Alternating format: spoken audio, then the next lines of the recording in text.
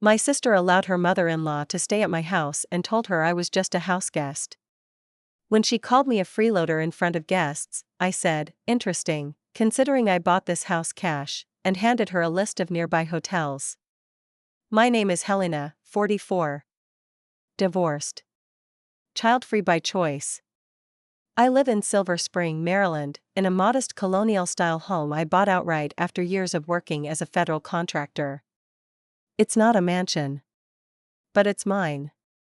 Every piece of trim, every creaky floorboard. I poured my soul into that house after my divorce, a clean start. It became my sanctuary. I have one sibling, Ava, 41. Growing up, we were close. We came from humble beginnings and survived a chaotic household together, which bonded us. But life split us apart after high school. Ava married Royce, a man who gave new meaning to the word smug. They moved to Potomac, chased appearances, and fell in step with country club culture. I always felt like a relic when I was around them, like someone who didn't fit the aesthetic. For years, Ava and I stayed in touch through occasional dinners and family holidays. Our relationship was cordial but shallow. I think Ava never fully forgave me for not playing the life game the way she did: marriage, kids, social climbing. I chose solitude, stability, and peace. 3 years ago, Ava called me with a favor. Her mother-in-law, Evelyn, was recovering from surgery and needed a quiet place to heal. Their house was undergoing renovations, and Evelyn was, according to Ava, not good with noise. Just a few weeks, she said. I hesitated. Evelyn and I had met plenty of times. She always greeted me with thin smiles and questions like, "Still single, dear?" or "Do you regret not having children?" But I agreed. Because Ava was my sister. And because a few weeks sounded manageable. The day Evelyn arrived, she brought 3 oversized suitcases and her own bedding. She surveyed my home like a real estate agent walking through a fixer-upper. "Oh. It's quaint," she said. The tone was clear. This wasn't the kind of house she was used to. But she moved in and took over the guest room without so much as a thank you. At first, I tried to stay out of her way. I worked long hours and kept to myself. But over time, her presence became oppressive.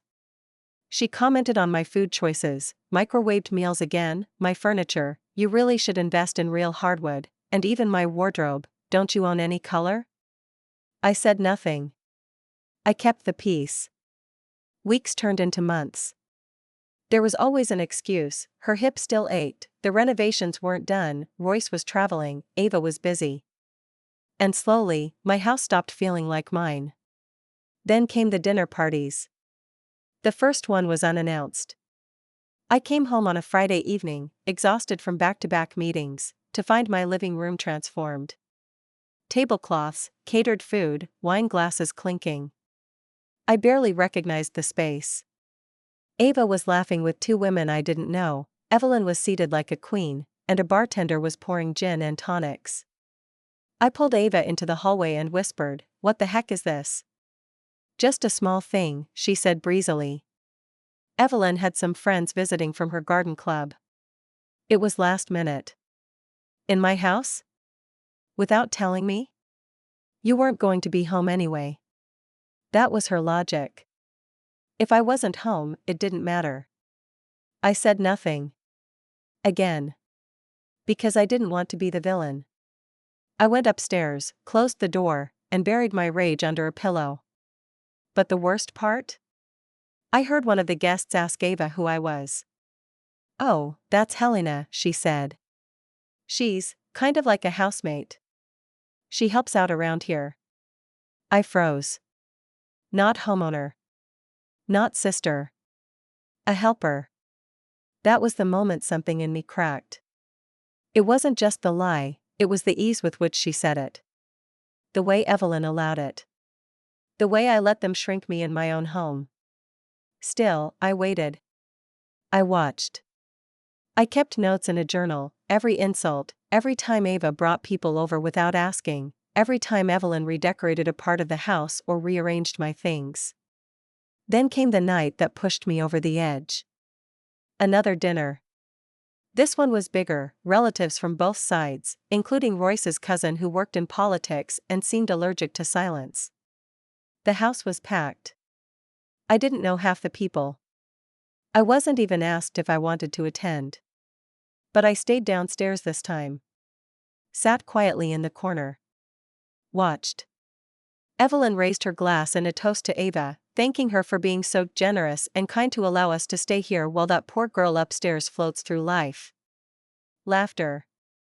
I stared at the rim of my wine glass, heart pounding. Some of us, she said, know how to build a home. Others just occupy space. I stood up slowly. Every face turned to me. I walked to the middle of the room and placed my wine glass on the table. I find that interesting, Evelyn, I said, calmly. Considering I bought this house cash 3 years ago. Ava didn't tell you that? A hush fell. I turned to Ava. Want to explain why you told people I was your house guest? That I was just helping out? She stammered. Opened her mouth. Closed it. I reached into my purse and pulled out a printed sheet, neatly formatted, hotel addresses bolded. I printed a list of nearby hotels and senior residences. I expect you both to be out within 72 hours.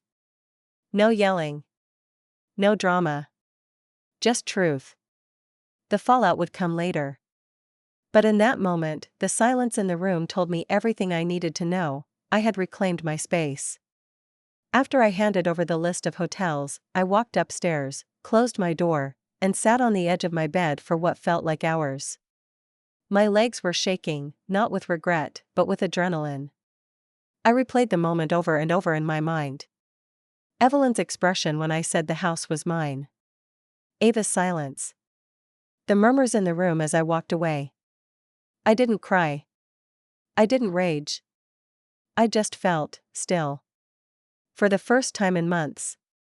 That night, Ava didn't come upstairs. I heard her and Evelyn talking, quietly at first, then heated. I heard Evelyn mention lawyers. I heard Ava say, I told you not to push her. I let it all play out from behind my locked door. The next morning, the house was oddly quiet.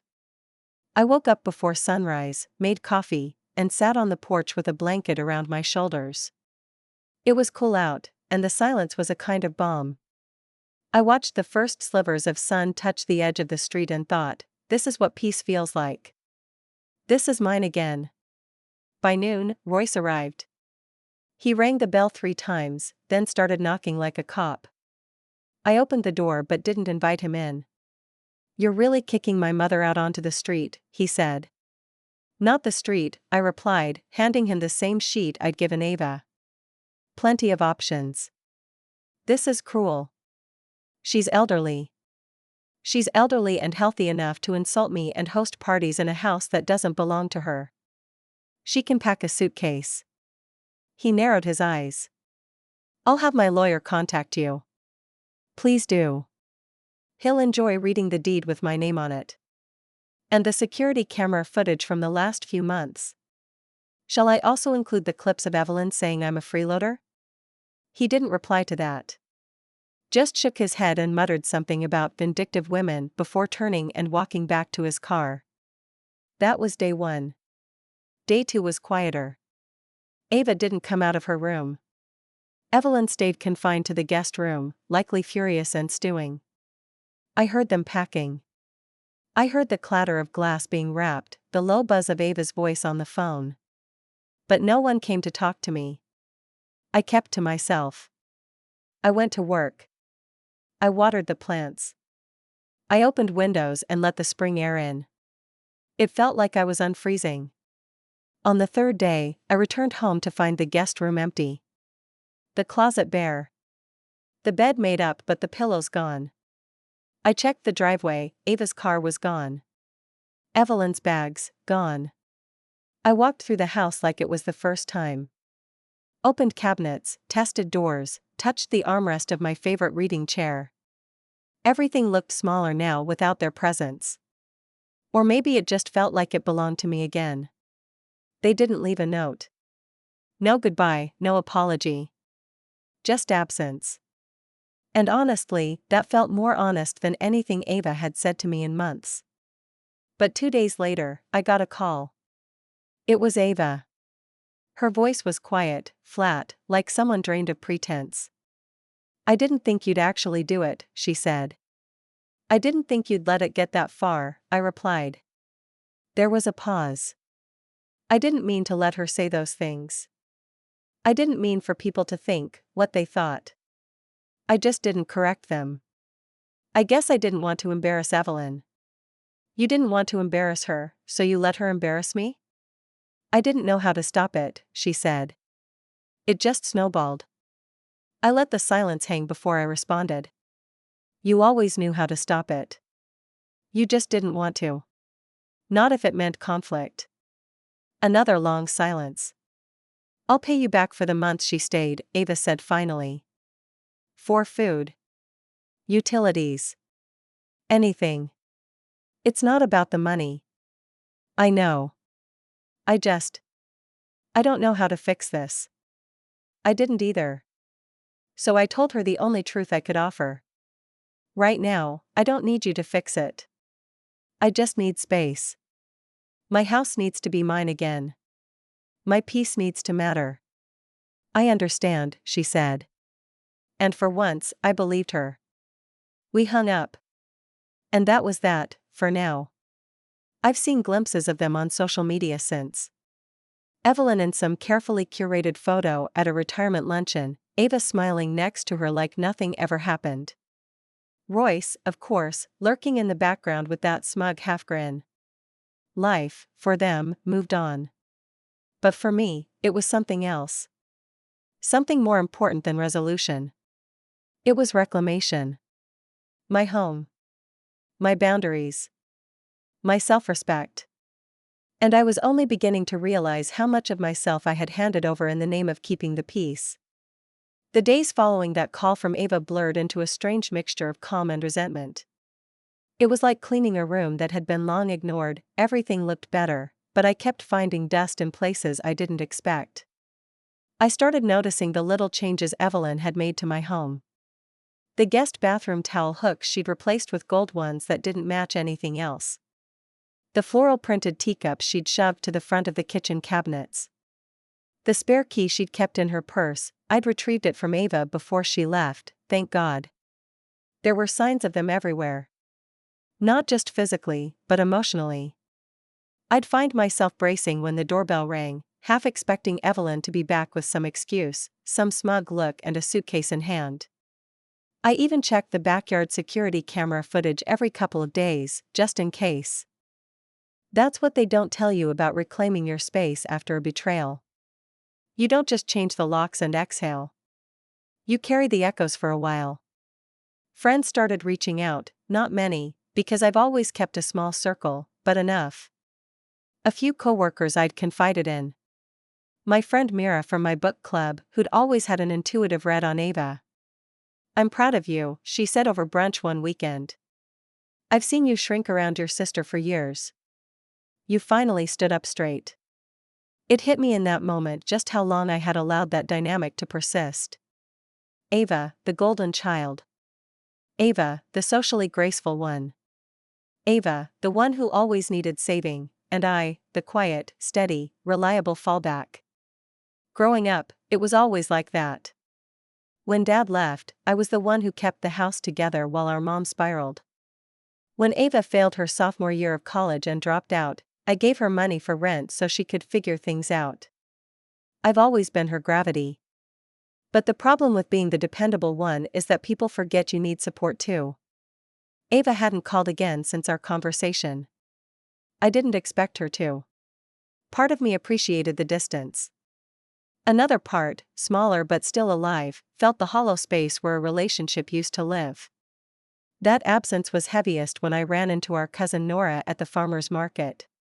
We hadn't seen each other in over a year, and she greeted me like no time had passed, warmly, with a hug and a bag of fresh peaches. "You know," she said as we sipped iced teas on a bench near the bakery stall, "I was at that dinner party." I blinked. "You were?" She nodded. "I left early." Evelyn's toast didn't sit right with me. I didn't even see you there. I wasn't surprised, she said. You looked like you wanted to disappear.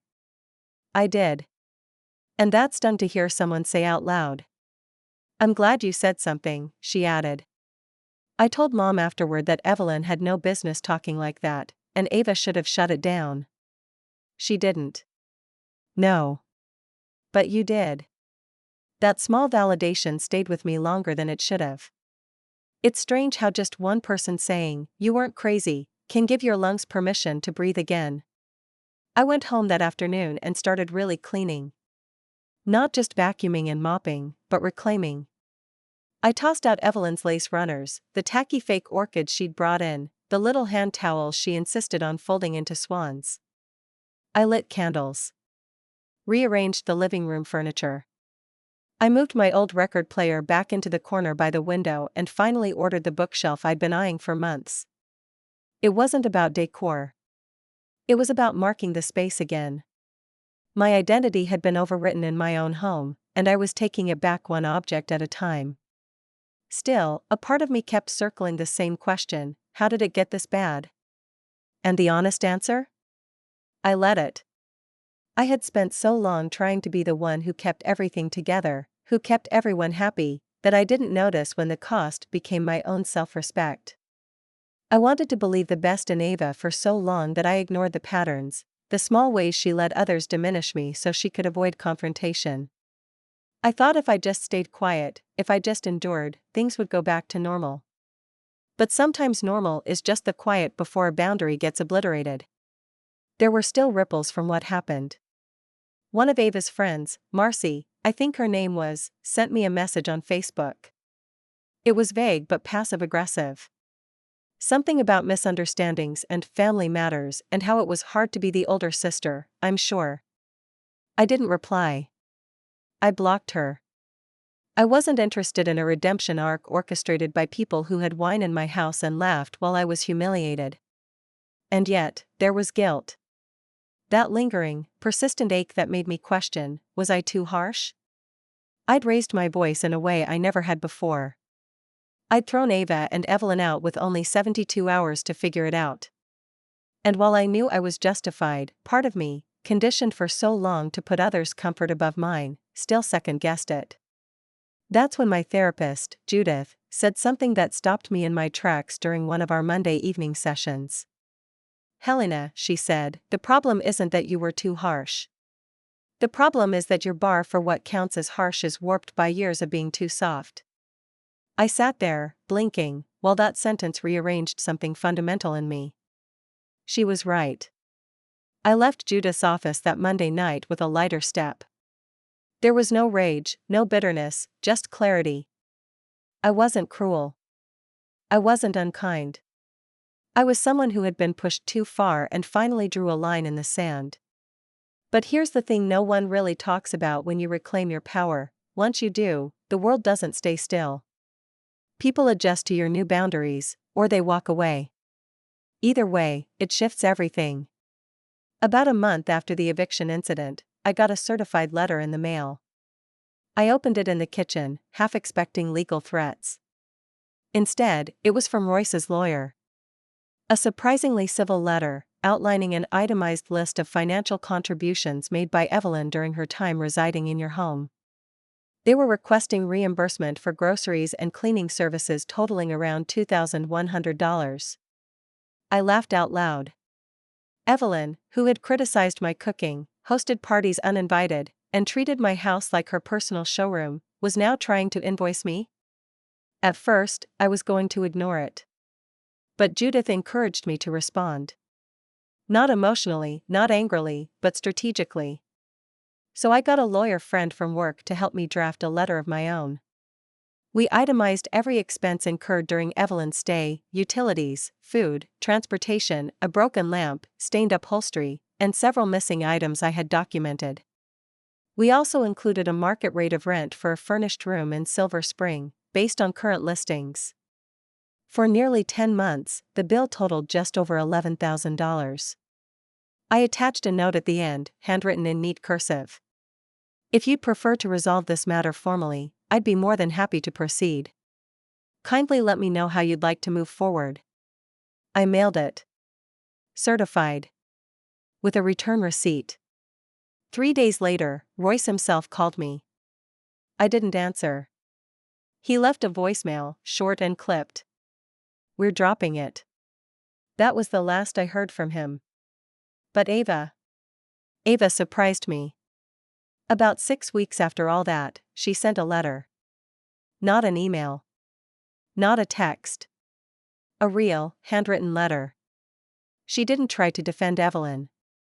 She didn't try to rewrite what happened. She apologized. Sincerely. She said she had watched herself become someone she didn't recognize, someone who prioritized appearances over people. She admitted to being embarrassed by me, not because of who I was, but because of how much she had given up to chase approval. And seeing me stand up for myself had forced her to look in the mirror. It was the first honest thing she'd said to me in a long, long time.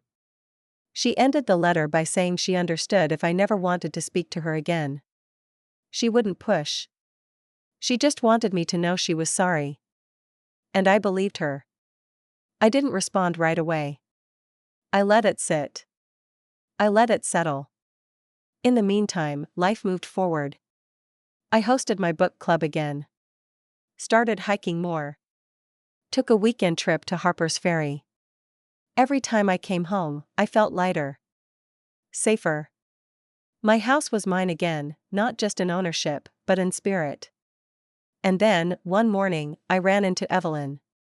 Of all places, it was the dry cleaner on University Boulevard. I was coming in, she was coming out. We locked eyes. She hesitated, waiting for me to say something. I didn't. I walked past her, handed over my ticket, and turned my back to her presence. That was the most satisfying part of it all, knowing I didn't need to yell, or gloat, or rehash old wounds. My silence was the cleanest cut. A few months later, I mailed Ava a small box. Inside was a photo of us as kids, one of the few where we were laughing, arms around each other, in a backyard tent we'd built out of bed sheets and broom handles. No note. Just the photo. Sometimes closure doesn't come in grand gestures or dramatic finales. Sometimes, it's a small act that says, I haven't forgotten who we used to be. But I'm no longer who I was when I let you hurt me. And I think Ava understood. Because she didn't write back. She just let it be. That was enough. Today, my house is peaceful. The only guests I welcome are the ones who respect the space, and me. And when I walk through the front door after a long day, I breathe in the silence, and I smile. I learned that protecting your peace doesn't make you cruel. It makes you whole.